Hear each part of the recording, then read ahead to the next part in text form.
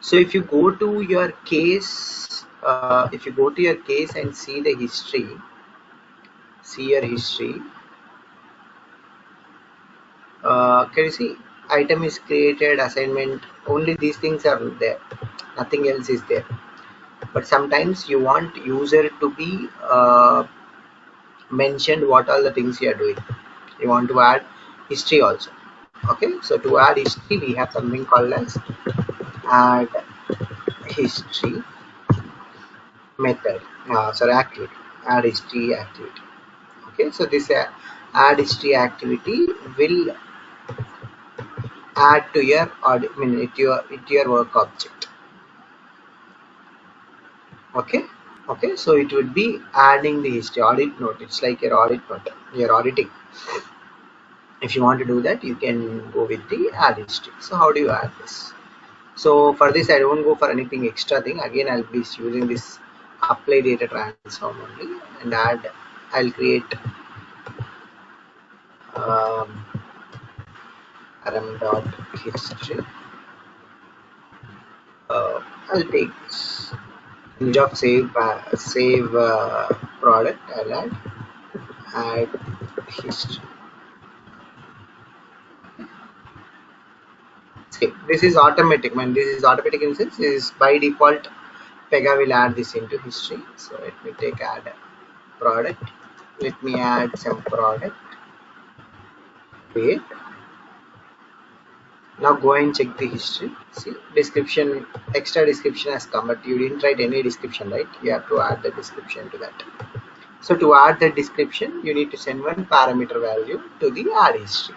So let's open how the add history looks like. Open this add history and see any parameters are there for your add history. See, history memo is there. Got it, guys? Simply, where is it? Simply adding like this will not work. Okay, you need to send this history memo also. This one also you have to send. What audit you want to add. So Control C. So for that, what I do, I go to my data transform, insert above. So here I'll write rm dot history memo right here. What do you write? Records saved success. You can write like this, or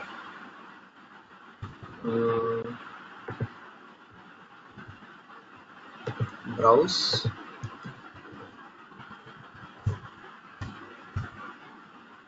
length of a page list. You can add a length of a page list. What page list it is? Product details. Okay. Yes. Right here. Records added success. Submit.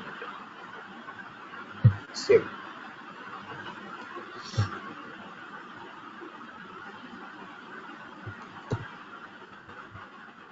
Okay, I gave comma there.